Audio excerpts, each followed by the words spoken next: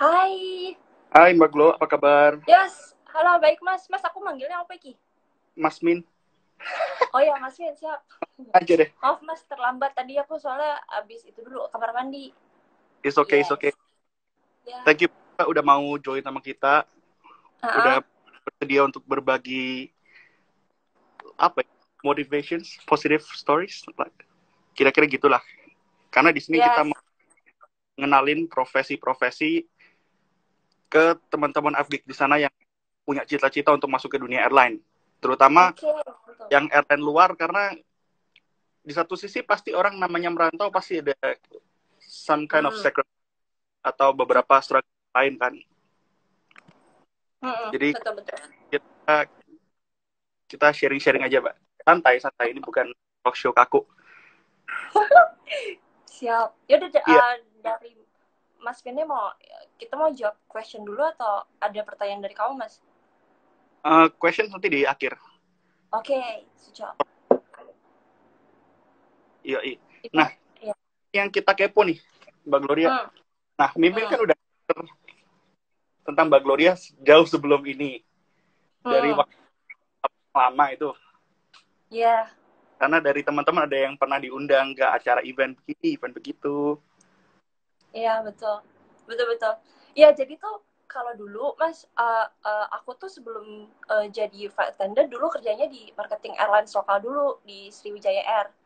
Jadi bisa apa? Bisa in kontak sama apa aviation enthusiast kayak Mas Min ini itu gara-gara waktu itu sebelum apa jadi cabin crew, aku tuh sempet 2,5 tahun di marketing di Sriwijaya Air.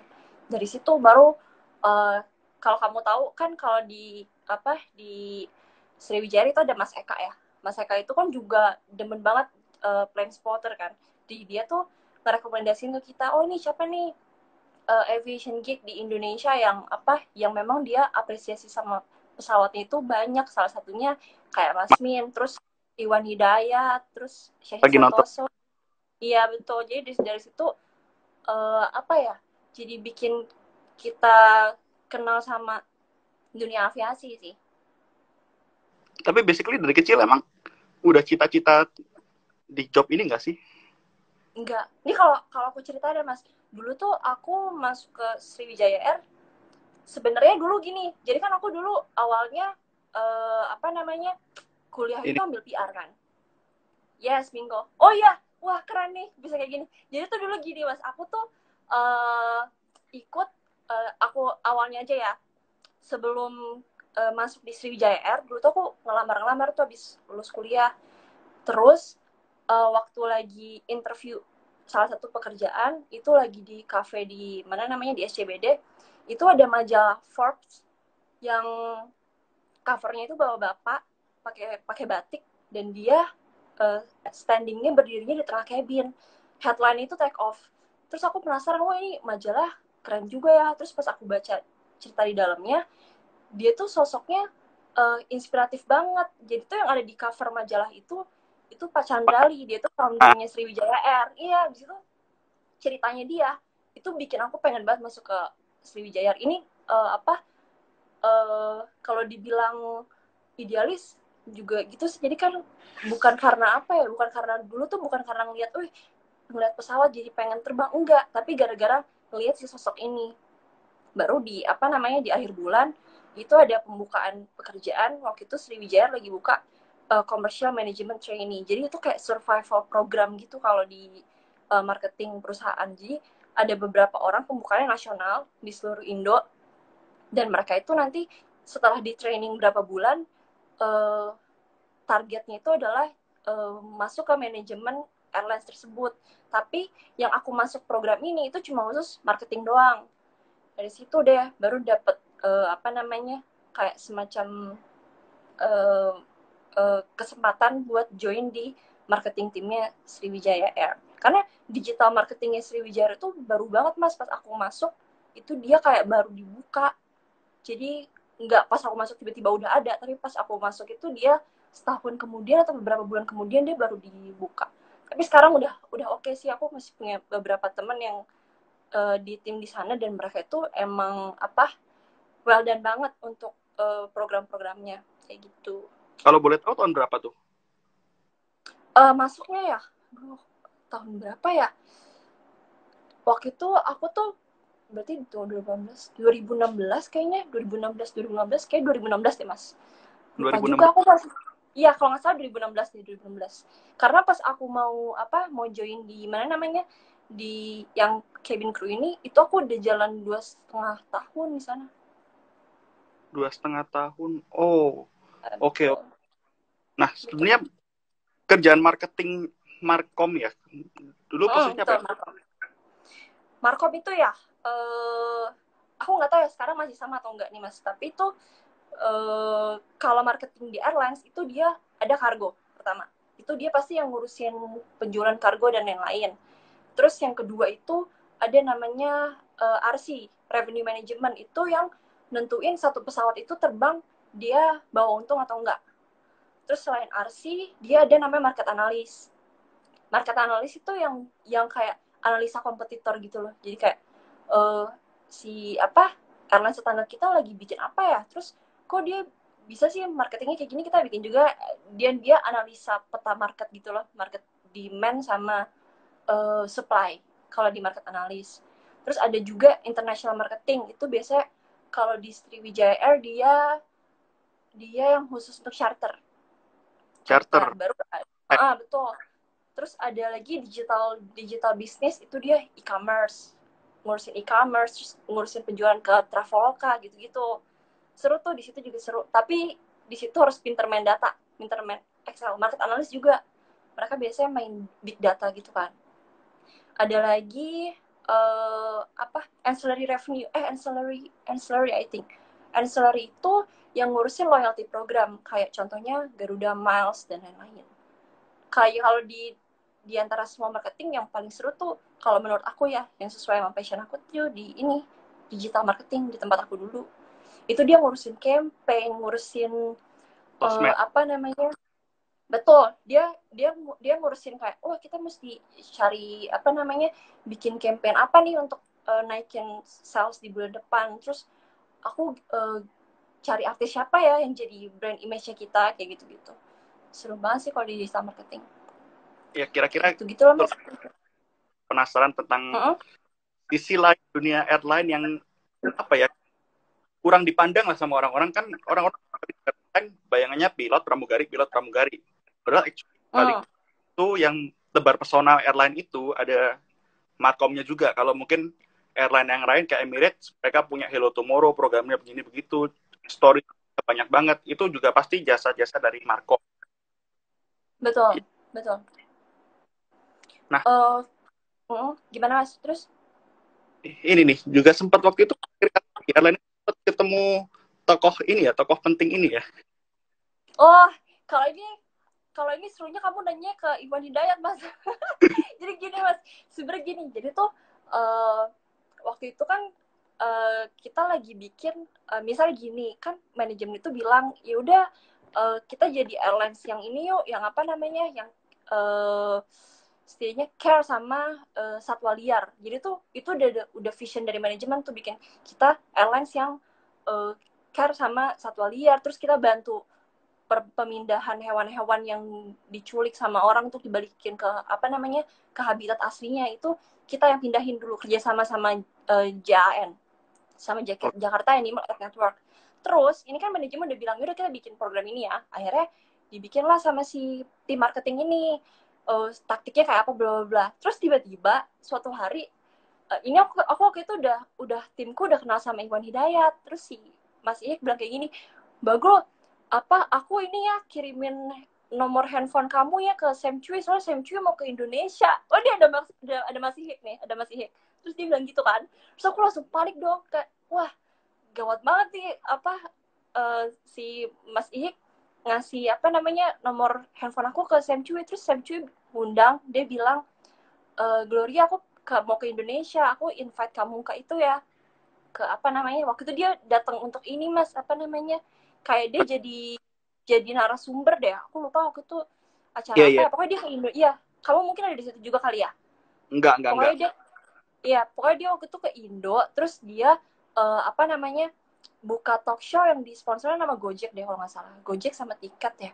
Nah baru di situ aku apa infoin ke siapa namanya, ke VP ku, ke vice presidenku itu dulu kerja di Garuda, dan Mbak Vesta itu udah kenal sama Sam Cui. Terus kita ngomong di rapat, gimana kalau misalnya pas nanti kita launching Livery, kita ngajakin si Sam Cui juga. Dan dia excited banget, maksudnya kayak oh ya udah sekalian aja, meskipun dia bukan market kita, tapi kita undang aja karena dia kan juga pecinta airlines ya, juga pecinta aviasi. Jadi kayak wah seru aja nih, ada apa namanya, ada orang sekelas dia gitu yang datang ke mana namanya, yang datang ke acara launching livery. Jadi itu kalau menurut aku itu lucky sih.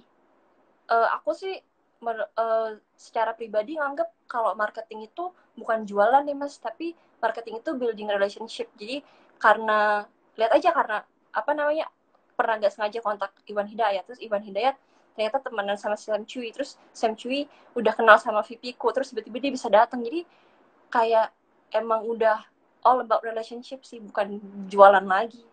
Nah, gitu. luar biasa itu dari kemarin emphasize kita di situ nih. Dari kemarin dua narasumber update kita, walaupun mereka udah artis, kita tekanin dari kemarin adalah building relationship, silaturahmi. Karena betul.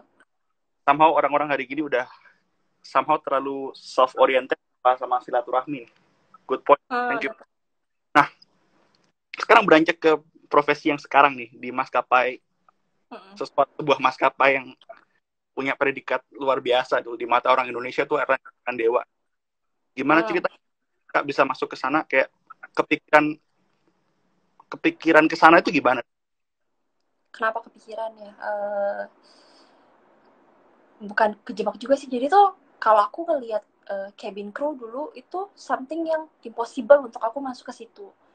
Tapi aku respect banget sama mereka yang as a cabin crew. Mas, waktu itu aku pernah terbang dari Hong Kong ke Denpasar naik China Airlines. Terus aku ngebaca majalah yang apa namanya, ditulis, pokoknya ada kayak feature artikel yang ditulis sama salah satu cabin crew-nya dia. Baru dia bilang kayak gini, aku ingat banget. Dia bilang, sebenarnya kita sebagai pramugari, kita tuh nggak tahu orang masuk ke dalam pesawat itu keadaannya happy atau enggak. Ya dong, kan kita nggak kenal dia, ya kan? Ada orang yang apa namanya, mungkin dia pergi ke satu negara yang tujuan akhir mereka itu karena dia pengen sekolah, jadi dia ninggalin keluarganya. Terus ada juga yang dia having a bad day, terus dia mau mulai bisnis dan lain-lain. Itu kan tujuannya beda-beda. Tapi kita sebagai pramugari itu bisa bikin momen di mana setengah jam atau nggak berjam-jam, 12 jam di dalam pesawat, itu bikin something yang memorable. We can make them make it a better day for them. Itu yang apa, aku pas bacanya bener juga ya. Maksudnya kayak aku waktu itu pas apa namanya, pas dapet kesempatan untuk kuliah extend class di Europe juga, pas terbang ninggalin Jakarta itu tuh sedih banget. Tapi kalau cabin crew-nya baik pas on board, itu jadi kayak kamu ngerasa punya dapat teman baru kayak gitu. Terus kedua, selama aku kerja di digital marketing, itu semua pramugari yang apa namanya, yang kerja aku mintain bantuan untuk bantu kita di campaign kita, itu aku punya respect yang gede banget sama mereka, karena mereka itu apa namanya, mereka take pride gitu loh sama kerjaan mereka. Aku waktu itu pernah kita bikin video campaign sama namanya Sinar Wulandari. Dia itu mantan putri Indonesia, dan sekarang pas aku bikin campaign sama dia pramugarinya Sriwijaya. Sekarang dia udah terbang di ini mas, di Saudi Arabia, di Dubai sekarang. Basinar. Iya makanya. Terus Basinar itu, iya dia keren banget mas, sumpah dia keren banget. Pas lagi apa namanya syuting, aku kan bawa tas berat banget ya, ada isinya kamera bla bla bla. Terus dia bisa dia kan punya option tuh mau care atau enggak, tapi dia bilang kayak, Mbak Glory, tasnya aku masukin ke ini aja, ke cabin baggage aku, biar aku yang tenteng. Terus aku langsung pelongo dong, kayak wah gila, maksudnya dia kayak gitu. Jadi dia mikir gitu loh. Aku cuma bilang kayak, wah tasnya berat juga ya, tapi dia bilang ya udah nggak apa-apa, aku aja yang tenteng sama syuting. Jadi dia masukin tas aku yang segede gaban itu di dalam cabin baggage-nya dia. Baru itu tuh selama syuting dia ketenteng tasku juga di dalam cabin baggage-nya itu. aku respect banget sih sama dia. Baru pas selama aku kerja di Sriwijaya, itu orang-orang yang top manajemen kita kan beberapa ada yang EX cabin crew kan. Itu mereka kalau in the middle of the meeting itu mereka udah kayak macan, Mas. Itu mereka bisa bikin semua orang diem dengan auranya mereka yang kayak persuasif gitu loh. Jadi mereka bisa dengan nada suaranya mereka aja mereka bisa bikin orang-orang ngeliatin mereka, terus kayak paying attention sama mereka. Aku tahu sih mereka ada di posisi itu karena mereka qualified gitu, tapi beda aja kalau misalnya orang yang EX cabin crew terus dia masuk di manajemen airlines, itu mereka tuh kalau ngomong tuh kayak gimana gitu, kayak beda aja. Jadi kayak wow, something yang ini nih, yang apa namanya, yang bisa dipelajarin apa sih yang ada di mereka tapi nggak ada di orang lain. Terus yang terakhir itu kenapa aku pengen jadi cabin crew ya, apa ya, mungkin lebih karena aku mimpi akhirnya nggak mau jadi cabin crew sih, tapi aku pengen jadi public relations sih, Mas. Public relations di Disney. Terus aku pernah baca kalau misalnya orang-orang yang EX cabin crew dari maskapai yang aku kerja sekarang itu mereka banyak yang jadi jebolan PR yang oke. Udah sih, jadi gitu. Planningnya seperti itu.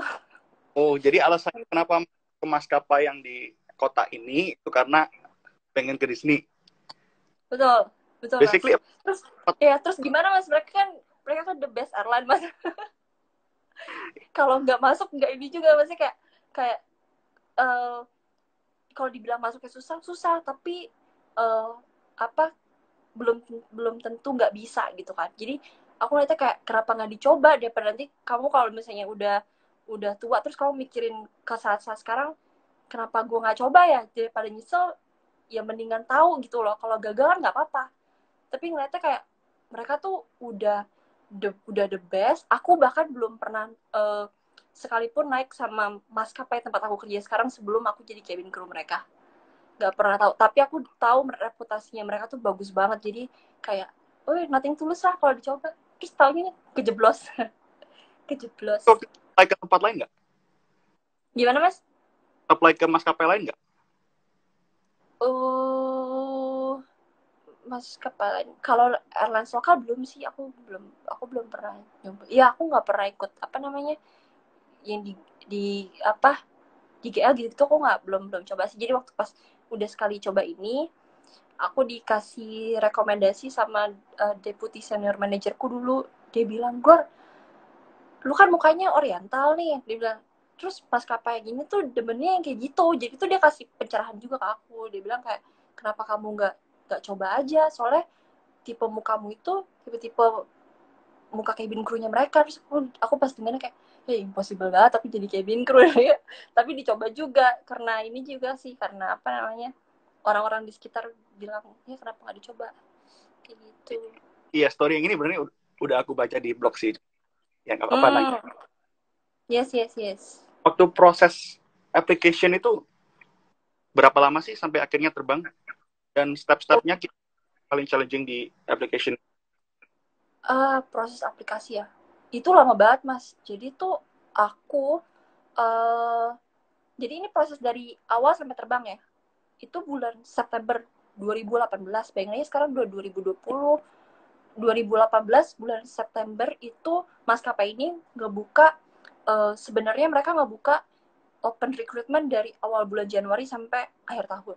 Tapi semuanya itu dikumpulin di akhir tahun. Jadi aku ikut recruitment yang bulan September, itu dalam satu hari kita masuk nih open day kan, ada pengumuman di websitenya, oh kita ada open day untuk cabin crew. Masuk di satu hari itu kita langsung ditimbang berat badannya, diukur tinggi badannya, terus dikasih nomor satu ditempelin, baru kita dipisahin jadi bertujuh-tujuh. Kan banyak tuh orang yang ikut open day, Mas, ikut open day. Baru dari 7 orang itu dibawa masuk ke satu ruangan, kita dihadapin sama interviewernya itu ada 2, satu ibu-ibu, satunya lagi bapak-bapak. Ibu-ibunya tuh kayak fierce banget gitu deh, dia yang kayak ngeliatin penampilan kita banget dan bla bla. Baru dari 7 orang ini aku kan udah mikir ya, wah pasti pertanyaannya susah nih. Ntar dia tanyain kenapa gue pengen masuk sini bla bla. Terus tau nggak pertanyaan yang mereka lempar itu apa? Apa nih? Kalau kamu jadi stationery kamu mau jadi apa? Ini kita tanyain kayak gitu.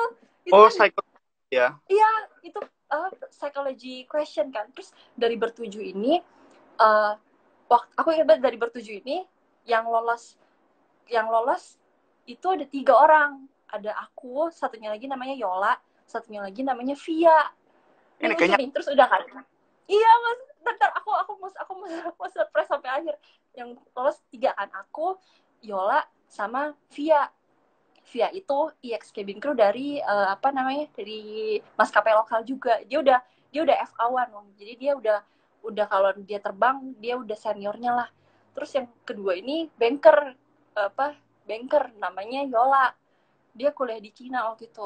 Jadi dia kalau kita lihat dia, wah udah bisa bahasa Cina, udah ini nih, udah apa namanya, udah punya poin plus nih.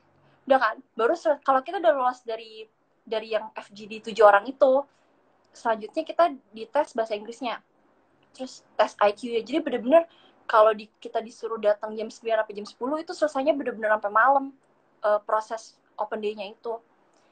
Baru dari bertujuh ini kan lolos bertiga, kita disuruh datang di review day. Review day itu bulan November. Aku tuh salah satu notes yang dapat dari mereka, feedback dari apa namanya recruiternya itu, aku disuruh tune up body, jadi disuruh olahraga. Dia bilang kayak gitu kan. Wah bayangin aja mas, aku kerja di Cengkareng, rumah di Bekasi, gara-gara macet nyampe rumah baru jam 8. Terus udah kayak gitu mesti apa namanya, mesti diet, mesti olahraga, jadi tuh bener-bener udah fed up banget, udah ngerasa kayak berat banget sih dijalanin gitu-gitu. Aku ngerasa sampai kayak kalau misalnya ini bukan jodoh aku, boleh nggak digagalinnya di sini aja. Aku tuh berdoa kayak gitu. Baru pas review day dikumpulin lagi kan kita untuk interview one on one. Jadi bener-bener kita masuk sama interviewernya dua, sama kayak di hari pertama. Bla bla bla, lolos lagi. Terus temanku yang berdua ini, si Yola sama si Via, lolos juga. Jadi kayak mereka bilang yaudah sampai ketemu di ini ya, di bulan Desember di final interview. Kita udah kayak wah parah nih, kita sampai foto bareng-bareng tuh kayak wah kalau misalnya kita sampai lolos sampai akhir ini sesuatu banget sih. Jadi dari hari pertama kita udah motret-motret, terus di review day kita juga udah saling motret.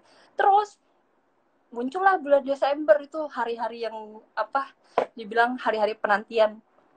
Yang datang tuh aku lupa deh, kalau nggak salah 37 atau 27 ya orangnya. Jadi ada yang udah ikut rekrutmen dari bulan Februari sampai terakhir tuh November masih ada rekrutmen, dan mereka itu kita semua ngumpul di situ.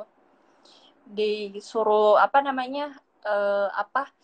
pertama itu kita ini dulu, aku lupa deh, fitting baju. Kita fitting baju itu disuruh pakai bajunya mereka, baru dilihat ada bekas luka lah atau bekas apa, baru itu lagi tinggi berat badannya dan lain-lain. Terus kita disuruh bilang, coba kamu kalau jalan lurus aja kayak mau ke halte bus gimana sih, itu dilihat postur badannya dia miring atau enggak. Baru pas sudah selesai itu kita dibawa ke ruangan sebelah, ke ini namanya buat ketemu sama perwakilan dari manajemennya mereka yang emang datangnya dari negara itu. Jadi kita masuk, terus kalau nggak salah ada bapak 5 orang atau 5, iya kalau nggak salah 5 orang deh. Baru interviewnya bener-bener kayak ngobrol. Jadi aku ngelihatnya mereka udah nilai kita as a person sih. Udah, karena pasti orang yang dikirimin dari dari hari pertama itu kan udah qualified menurut interviewer yang 2 orang itu kan. Tapi begitu kita papas-papasan sama mereka, itu kayak kamu ngobrol sama penumpang kamu. Jadi dia udah nanyain, apa sih yang kamu suka dari negara kita, kayak gitu-gitu. Dan pas udah mau udah mau selesai, si bapak-bapaknya nanya, Gloria kamu ada pertanyaan lagi nggak gitu kan. Bro, aku bilang, gunanya nggak ya, soalnya kalau misalnya nggak pengen cepet-cepet keluar gitu. Baru aku nanya, Pak ada satu pertanyaan nih, aku tanya kalau misalnya bapak sebenarnya nyari cabin crew yang kayak gimana sih, karena aku pengennya kalau misalnya aku pun gagal, aku setidaknya bisa accept defeat gitu loh. Oh emang mereka emang carinya yang bukan kayak gitu. Terus si bapak-bapak ini dia ngomong kayak gini, sebenarnya cabin crew itu di luarnya aja dia borju, di luarnya aja dia kelihatannya hidupnya mewah dan lain-lain, tapi di balik itu semua dia bilang di saat yang lain Chinese New Year, terus di saat yang lain Christmas sama keluarga mereka, itu kamu bisa terbang ke belah dunia yang lain buat nganterin ratusan orang balik ke rumah mereka. Terus yang kedua, kamu juga bersihin toilet. Jadi di balik itu mereka tuh pekerja keras, mereka hard worker, katanya dia gitu. Tuh kayak, oh udah, dulu dia nanya kan, terus Gloria kamu masih mau jadi cabin crew, dia nanya gitu kan. Mati lah, terus aku bilang masih mau pak, terus dia mereka semua ketawa, baru oke silakan keluar. Kayak ya udah selesai. Baru pas udah pengumuman akhir diumumin tuh kita ininya yang lolos berapa orang. Dan pas kita mau sign kontrak itu dia tanya, kamu udah coba ini berapa kali? Terus aku bilang sekali bu. Terus bilang, oh selamat ya, kamu sekali coba dan berhasil. Dia bilang, itu rasanya kayak wah. Dan teman aku yang dari bertujuh itu, yang dari awal kita lolosnya bertiga itu sampai sekarang, sampai kita pas terbang untuk dipanggil commencement untuk training, itu mereka bareng sama aku. Itu amazing banget gak sih mas? Kayak bisa gitu. Jadi teman-teman sekalian ya, yang melihat cabin crew cuman chicken or fish, madam, apple juice, orange juice, di balik itu sebenarnya ada pekerjaan yang struggle yang luar biasa untuk mencapai gitu. Iya betul. Karena cabin crew itu kalau dia udah naik di pesawat, itu kerjanya dia tuh udah berdasarkan SOP mas. Jadi udah ada, abis ini kita ngelakuin apa, jadi itu udah ada listnya. Kalau kamu urutin dari sampai bawah, bukan kayak cuma nanyain coffee tea, tapi dari pas kita masuk pesawat itu ada banyak banget step safety yang mesti kita lakuin sampai pesawat itu landing, terus sampai kita keluar negara koper dari luar, itu semuanya tuh udah ada SOP-nya, kita mesti ngelakuin apa. Dari cek emergency door, cek galley, natain headset dan kawan-kawannya. Betul banget. Ya, di sini kita lebih ke life story aja, nggak bahas tentang buku itu. So, yeah, leave the all technical stuff behind. Oke. Yes. Nah, sekarang kan udah aktif terbang nih. Udah yes. Kemana. Waktu masuk itu, langsung di-train berapa jenis aircraft sih sebenarnya? Dua aircraft. Dua aircraft, betul. Kalau aku dapatnya 777 sama A380. Apa? Dapatnya 777 sama A380. Kalau aku ada yang lain dapat 787 sama A350. Jadi beda-beda gitu mas.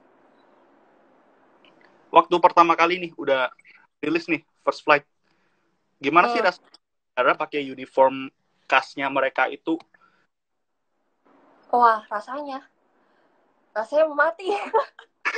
Deg-degan banget pas kayak apa sih namanya, karena waktu pada saat training itu tuh kita udah diajarin semuanya. Jadi dari pertama kali kita masuk training nih, itu kita udah dilihat sama mereka ada stylistnya sendiri. Oh kamu tuh Gloria cocoknya rambutnya pendek, terus kamu cocoknya pakai eyeshadow warna ini, kamu cocoknya warna bibirnya ini, dan warna bibir itu harus sama kayak nail polish kita sama kuku. Terus mereka ngajarin kita segala macam, dari jalan, dari naik tangga kalau misalnya kita pakai baju itu.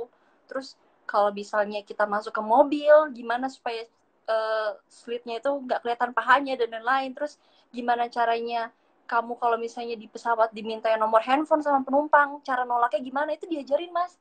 Dari hal-hal kayak gitu. Terus pas baru waktu SEP namanya, dia tuh kayak training safety gitu. Itu kita diajarin gimana caranya evakuasi penumpang dalam waktu 60 detik itu udah clear semua. Terus aku inget banget yang gak bisa aku lupain, itu salah satu instructor aku tuh ada yang bilang kayak gini, ini pada saat training ini itu kalian you will learn how to bite your tongue and see the handling people with kindness. Jadi kita harus nahan diri kita. Kalau misalnya diomelin, ya terima, karena kita pengen mereka turun dari pesawat happy gitu loh. Terus aku ngeliatnya emang mereka tuh changing. Jadi setelah aku keluar dari training itu tuh kayak bukan orang yang sama. Kita udah bukan di brainwash sih, tapi emang dibikin jadi orang yang pengen bisa ngelayanin orang lain. Itu sih. Terus yang paling gak bisa aku yang memorable juga itu waktu kita training safety kan di mock-up pesawat tuh. What drill? Udah kan kita ya drill something like that, tapi ceritanya fire drill Mas. Jadi kalau ada kebakaran dalam pesawat, terus udah kan keluar segala macam, baru si instructor-nya itu nanya, kalau kamu habis evakuasi orang lain nih, udah semua udah clear, terus tiba-tiba kamu ngelihat ada service dog. Service dog itu kalau yang belum tahu, dia tuh anjing yang nemenin orang yang berkebutuhan khusus. Terus kamu ngelihat service dog ini ada di pojokan, terus dia ketakutan gitu. Terus si instructor-nya cuma nanya, kamu mau ngorbanin diri kamu cuma buat nyelamatin anjing itu? Terus kita semua jawab yes, mau. Baru instructor aku tuh bales, ya, itu kenapa kalian semua ada di sini, karena kalian punya have a good heart, dia bilang kayak gitu. Itu kayak, oh mungkin orang yang dicari sama airlines itu adalah orang-orang yang kayak gitu yang yang emang jiwanya ngelayanin. Aku nggak tahu sih, tapi karena banyak banget orang yang aku ketemuin di tempat training itu, batchmate aku, kayak Yola itu EX banker, terus ada juga yang EX pelaut, EX Air Force pun juga ada. Kalau aku on board, aku ketemu yang dulunya lawyer, dokter, dan lain-lain, tapi mereka tuh dari sekian banyak orang kok punya kesamaan tersendiri ya. Mungkin itu kali ya, karena mereka mau nempatin orang lain di atas mereka, kayak gitu. Pas aku pertama kali first flight itu bener-bener deg-degan, something yang new, karena kayak, aduh, biasanya selama ini naik pesawat cuma jadi penumpang doang, terus sekarang mesti jadi cabin crew. Itu deg-degannya minta ampun. Udah, pokoknya kalau misalnya kita punya flight anxiety, itu sebelum terbang, kalau kita tidur tuh bisa kebangun tiap jam sekali kali Mas, karena deg-degan banget. Terus tiap kali ketemu mau masuk pesawat, kita kan ke briefing room dulu. Itu kan udah kayaknya udah pasang topeng aja tuh, karena di airlines itu pasti emang ada senioritas kan. Jadi kayak kita harus respect sama orang yang lebih senior daripada kita. Itu emang ada. Tapi itu kalau menurut aku, betul. Kayaknya kalau airlines Asia kayak gitu nggak sih? Mostly. Nggak sih? Iya kan, betul kan. Jadi kayak, tapi ya kita nganggapnya orang yang ada di posisi itu emang dia sampai ke situ tuh susah. Jadi kayak ya udah, kita harus naruh respect kita sama mereka. Tapi pas first flight aku banyak banget ngelakuin kesalahan, tapi aku pas terbang itu dia jadi shadow orang lain. Jadi aku belum dapat role tersendiri. Itu kan ada kalau kita, iya, jadi kita ada role gitu Mas. Tapi kalau misalnya kita first 3 flight kita itu dibilangnya SNY flight, gitu kita cuma jadi shadow orang lain. Jadi kayak kalau misalnya kita ngikutin orang terus deh, jadi kayak ada gurunya di dalam pesawat itu. Jadi kita masih dimaafkan kalau kita bikin salah. Oke. Nah, kayaknya kita bicara jobs gitu, somehow ntar ada orang yang cita-citanya di DFA, jadi takut nih. Tapi memang sementara ini pasti airline nggak ada. Jadi kalian di sini lebih ke motivate orang dulu lah ya. Karena rekrut lama, nggak perlu bahas teknis. Itu biarkan yang punya konten itu yang menarik aja deh. Nah, as a expat ya, aku juga ini di story di Instagram, gimana sih cara adaptnya waktu itu ke negara sebelah itu? Ada culture shock atau kayak tiba-tiba shock jam kerjanya nggak teratur, tiba-tiba internasional semua, ngalamin nggak sih?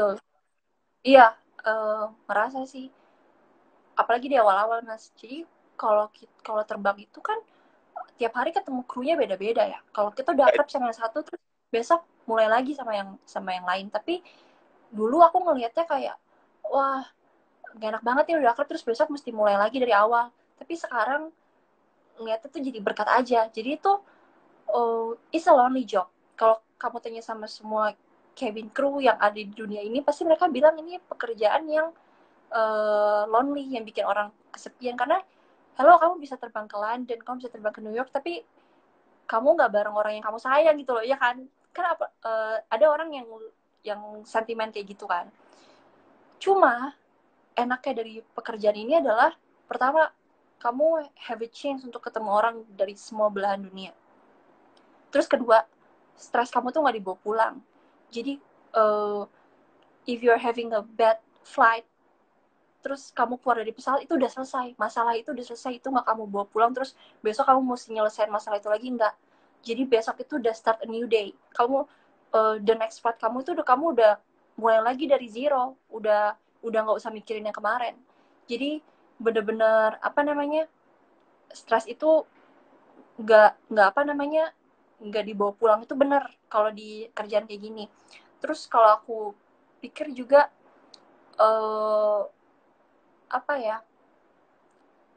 pasti buat nabung itu oke. Jadi for the first time in my life I don't need to worry about money. Itu benar. Kalau udah jadi cabin crew kamu bisa nabung. Terus apalagi ya, itu sih jadi kayak dia ngelatih karakter kamu juga, karena ada banyak problem di dalam pesawat yang begitu kamu bisa nyelesain problem itu, kamu merasa kayak at least I'm doing a good job today. Jadi lebih lebih sekarang perspektifnya jadi beda sih. Kalau dulu suka kangen rumah, emang sampai sekarang masih suka kangen rumah, tapi dibilang ya kamu udah sampai di di tahap ini, you have to be grateful for that, ya kan? Karena masa muda kamu itu nggak bisa diulang 2 kali, udah sekali aja udah kayak gini. Jadi kak, aku sekarang ngeliatnya kayak oh yaudah, jalanin aja dulu, dan seru kok kerjaannya. Secara personal life juga kan, untuk airline lain kadang kan kru Indo kan cari aja kru Indo ngebet jurusan itu layover di Indo 3 hari tambah 2 hari day off, ntar gimana ceritanya diatur supaya sering pulang Indo. Padahal kan airline Indo kan juga jarang layover, rata-rata kan PP. Kalau yang di airlines itu kan rata-rata PP. Waktu ngerasain at some point pasti orang yang tinggal di luar, Mimin pun pernah ngalamin. Kalau pribadi Mimin ya, ada satu udah lama nggak pulang, tiba-tiba kangen namanya martabak. Sorry yang puasa sebut-sebut martabak nih. Dan itu nggak ada yang jual martabak sama sekali. Terus liatin Instagram, orang-orang ngepost martabak tiap malam, kayak ada sesuatu yang bikin kangen gitu. How did you come up with things like that? Oh, oke. Kalau lagi aku juga ini belajar dari kru lain sih. Jadi kayak mereka misal lagi layover di satu kota, terus mereka ngajakin, biasanya kru-kru yang new kru itu diajakin untuk makan ke tempat-tempat yang emang di sana rata-rata cabin crew pergi ke sana. Misalnya duck rice yang enak di London tuh di mana, itu mereka biasanya bawa kita ke sana. Terus muffin yang enak di mana. Terus dia bilang kayak gini, waktu itu ada kru yang pernah bilang kayak gini aku, gue tau nggak kenapa banyak banget cabin crew yang datang ke sini. Aku juga dulu mikirnya apaan sih, cuma makan nasi bebek doang gitu. Tapi terkadang itu ngobatin rasa kangen kamu sama rumah. Itu comfort food salah satunya. Sorry, jadi yang kayak yes. Sorry, yang lagi puasa kita jadi bahas makan. Oh, dikit lagi buka nggak sih? Belum ya. Sekarang udah mau jam 6 soalnya di sini, Mas. Belum ya? Nggak tahu, aku juga nggak puasa. Oh ya. Kayaknya masih 1 jaman lagi deh. Iya, masih 1 jaman lagi. Pokoknya gitulah. Itu comfort food. Terus kedua itu ngobatinnya gimana ya? Sebenarnya kalau pekerjaanku yang sekarang, di tiap kali ada layover beberapa hari kosong itu, kita bisa tuh langsung landing di sini, terus nanti besoknya kalau nggak hari itu juga langsung terbang ke Jakarta. Itu banyak banget teman-temanku yang kayak gitu.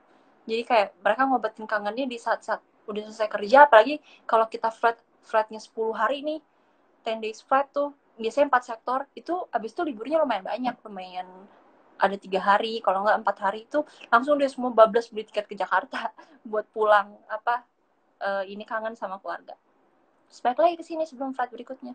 Terbang Jakarta udah berasa domestik sih kalau dari situ. Oh iya sih, lumayan Mas. Tapi gini Mas, kalau misalnya di airlinesku tempatku sekarang terbang ke Jakarta, apalagi kalau lagi full load ya, itu a little bit nightmare sih. Jadi karena penumpangnya itu banyak banget pertama. Jadi dan kita kan masih serving hot meals kan, pasti dia masih serving hot meals. Itu kita tuh aku suka dengar ceritanya. Aku belum pernah sih cobain Jakarta turnaround yang full load. Tapi aku pernah dibilangin itu mereka belum serving sampai ke last row aja. Itu pilotnya udah bilang, cabin crew prepare for landing, mati nggak tuh? Udah kayak gitu. Apalagi waktu itu kalau Jakarta rata-rata lumayan juga. Iya betul. Jakarta bagus kok load factor-nya. Mereka lumayan bukanya lumayan banyak ininya. Mantul kalau misalnya Jakarta flight.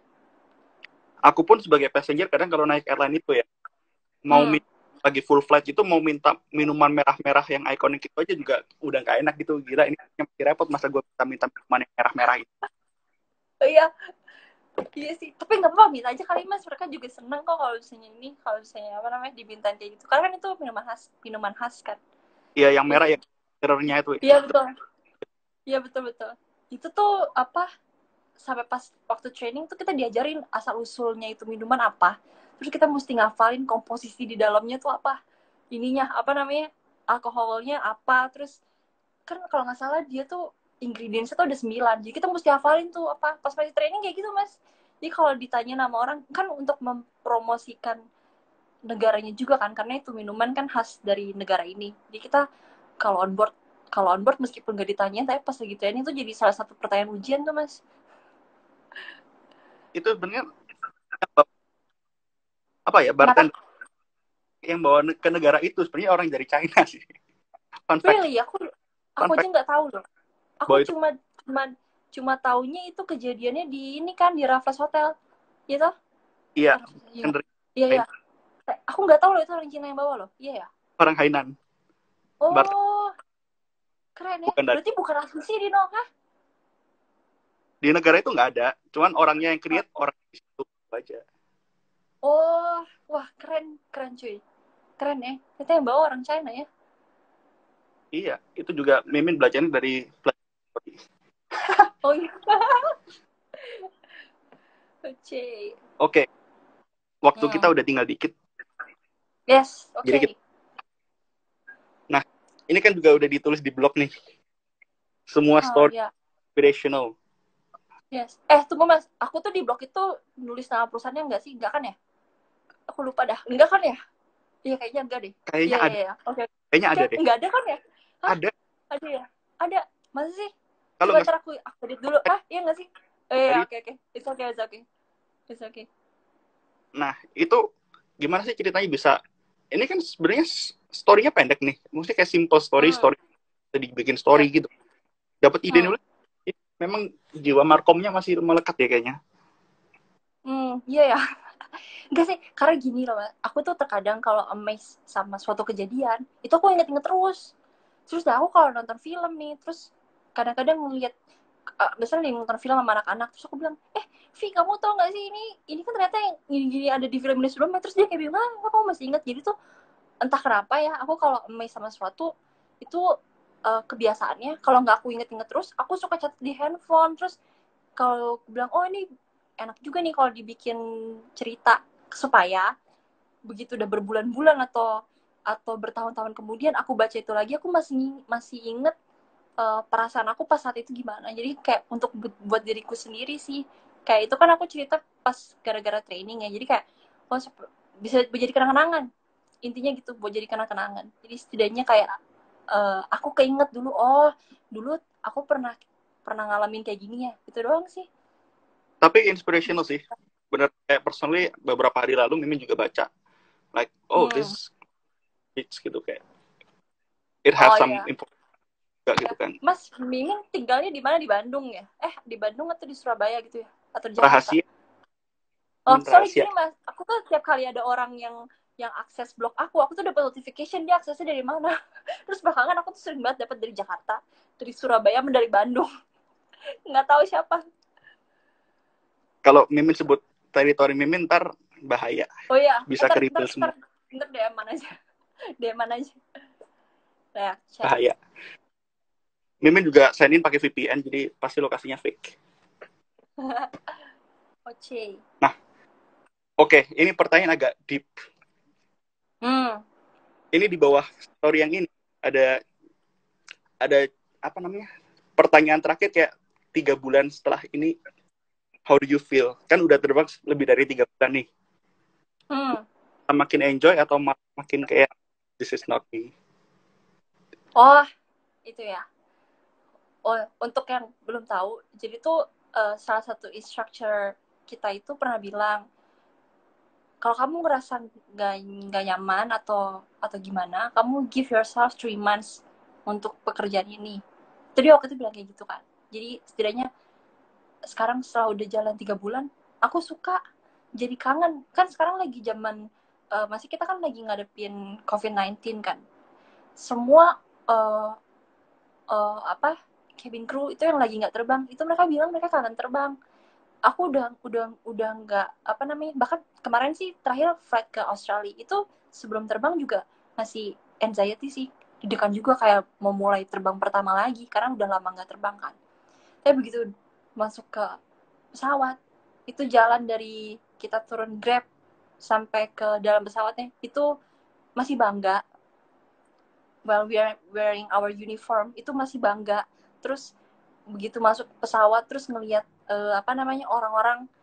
Aku kemarin pas ngelayanin dari station aku ini pergi ke ke Australia, landing di Sydney, itu pas udah mau saying bye-bye sama penumpang, itu mereka bilang gini, bule Australinya, aku salut sama kalian in the middle of COVID kayak gini, kalian masih operate, masih servicing kita kayak begini. Dia bilang kayak gitu. Itu simple banget sih. Dan waktu aku flight balik dari sana, masuk ke station lagi, ibu-ibunya tuh ngomong kayak gini, thank you for bringing me home. Itu meskipun cuma hal simple, tapi apresiasi kayak gitu kayak, oh I'm doing a right thing gitu loh. Jadi kayak dari pekerjaan ini kamu bisa jadi berkat buat orang lain tuh. Oh oke lah, sekarang udah ngejalanin ini udah nggak berat, malah makin kangen kalau mau terbang gitu. Menarik, tapi sayang kita ada juga di sini, waktu kita cuma kayak 10 menitan lagi. Kita langsung questions-nya netizen. Oke. Pertanyaannya questionnya apa lagi? Dari Yuda Suara, kalau FA ke luar negeri itu paspornya dicap sih? Wow.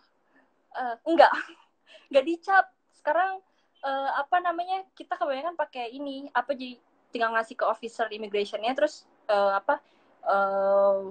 paspornya itu udah dimasukin ke mesin aja. Udah nggak ada cap-cap lagi sekarang, Mas. Iya, lagian rata-rata di luar udah pakai e-gate semua ya, Kak, capannya. Iya, tapi seru sih ya kalau misalnya masih pakai cap-cap gitu, tapi sayang sekali sudah nggak lagi. Karena dulu ada koleksi juga, orang koleksi landing cap-capan gitu kan. Iya, betul. Jadi sekarang udah nggak pakai cap-capan, rata-rata udah e-paspor. Kalau belum e-paspor akan versi upgrade pada. Betul. Oke, next question.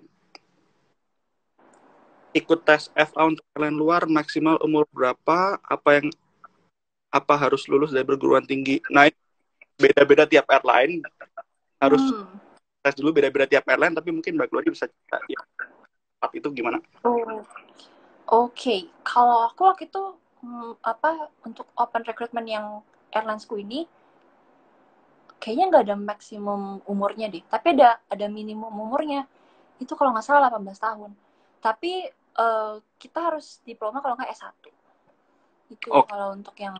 Iya, tapi kalau kayaknya tiap airlines beda-beda deh. Ya kan ya, misalnya? Iya, ada. Mungkin kalau... Iya, betul. Mungkin ada yang... kalau untuk di airlinesku itu diploma kalau nggak S1 sih, sarjana. Seperti itulah. Ya, oke. Yang mau apply, silakan lihat requirement-nya masing-masing airline karena nggak bisa dipukul rata. Yes, betul. Next question, ini 2 pertanyaan yang related, mirip banget. Perjuangan apa yang paling berat selama flight? Mana yang paling challenging? Basically challenge in flight. Oke, yang kedua dulu ya. Flight kemana yang paling challenging selama berkarir? Apa challenge terbesarnya? Jam tidur sih, parah Mas. Jam tidur. Itu tuh, apalagi waktu yang paling challenging itu sektor Frankfurt New York sih kalau menurut aku ya. Sama Indian flight. Jadi gini, kalau misalnya penumpang India itu mereka suka request alcohol beverage Jadi gini nih, mereka tuh seru deh kalau misalnya naik pesawat. Bilang nih, aku waktu itu pernah surfing, dia minta alkohol apa ya, whisky sama cola deh kalau nggak salah. Whisky sama cola, 3 bapak-bapak, mukanya mirip semua, mereka traveling bersembilan, mukanya mirip semua. Terus aku ke cabin kan, aku kasih lah itu whisky sama cola ke 3 orang, tapi aku salah ngasih orang. Jadi tuh harusnya aku ngasihnya ke yang paling depan, tapi aku ngasihnya ke yang tengah karena muka mereka mirip semua. Baru mereka itu nggak bilang kalau gua nggak pesan, mereka malah terima-terima aja. Terus pas aku udah balik ke Geli, dipencet lagi dong itu tombol. Terus uh, aku samperin lagi, iya ada apa sir? Lah pesanan aku pada 3. Terus aku bilang kayak, lah kayak tadi saya udah ngasih deh. Terus pas aku ngeliat ke belakangnya, oh aku ngasihnya ke orang yang salah. Terus ended up mereka bersembilan minta whisky dan cola.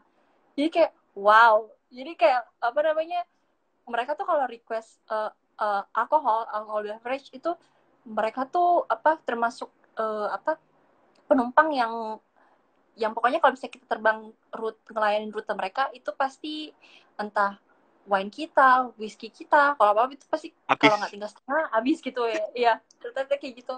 Kuat mereka, soalnya mereka alkohol toleransinya mereka negara itu kuat banget.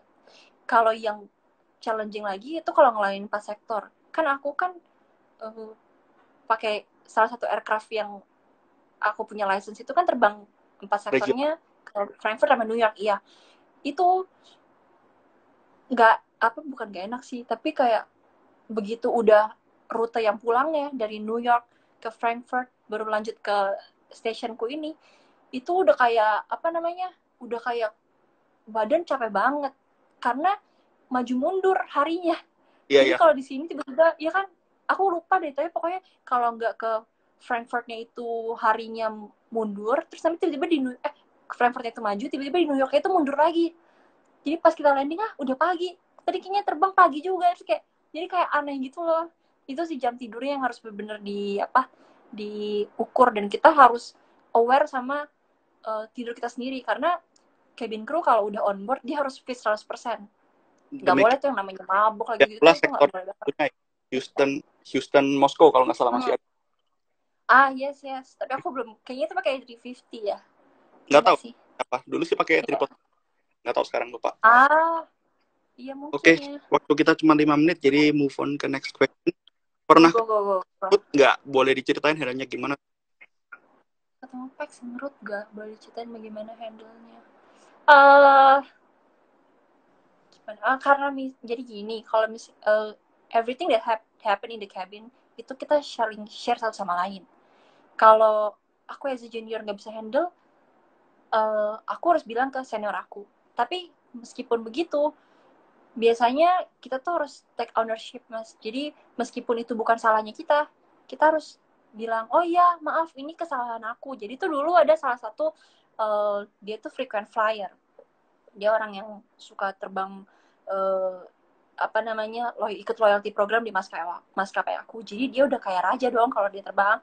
Kita aja kalau dia masuk ke pesawat kita harus tahu namanya dia, harus baca di apa namanya di detailnya, ini orang gak suka apa, ini orang suka apa, ini orang paling partikular sama apa, itu udah kelihatan tuh di sistem. Jadi hebatnya gitu tuh mereka, jadi kita udah tahu kita bakal ketemu sama orang kayak apa. Dia protes karena dia request minum ke salah satu apa namanya leading cabin crew aku, tapi di galley yang di belakang, sementara galley-nya yang harus yang lain gitu adalah galley aku, galley yang tengah. Si leading cabin crew ini itu bilang ke galley aku, ini ada penumpang ini dia request ini ya, oke lah gitu. Tapi leading di apa namanya di galley aku, kita semua lagi sibuk untuk prepare meal service, dan itu kan full load ya. Jadi kayak oke, nanti minumannya akan kita serving barengan sama begitu kart makanannya keluar. Ternyata ini bapak-bapak, dia request minuman itu karena dia udah mau tidur. Jadi dia pengen buru-buru gitu loh, pengen minum aja terus habis itu dia pengen tidur.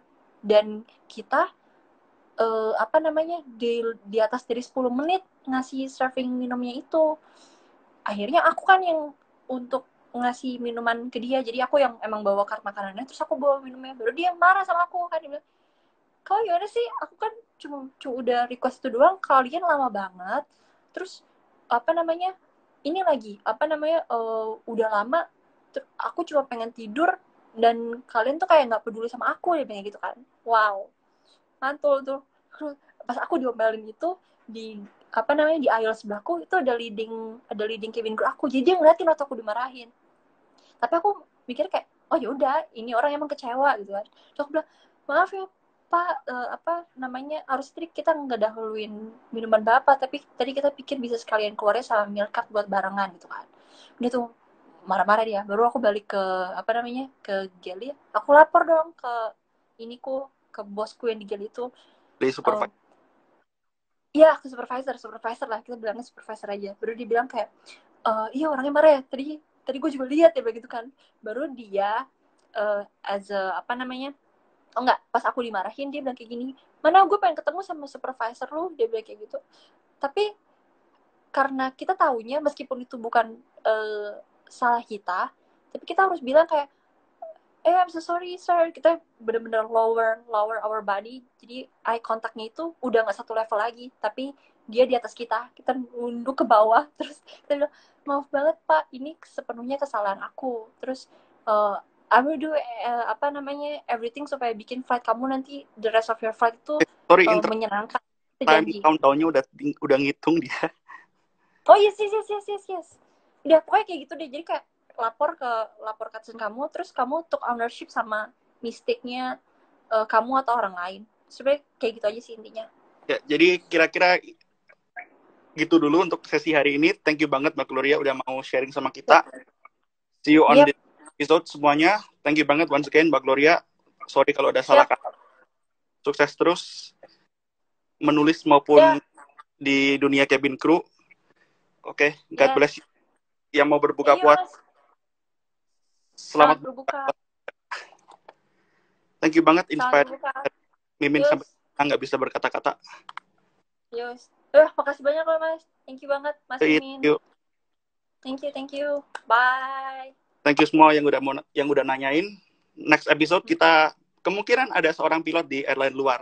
Jadi stay tune. Wow, mantul. Thank you much once again buat yang nonton dan buat narasumber kita Mbak Gloria. Oke, Bye bye. siap. Thank you. Thank you Mas Mimin. Bye.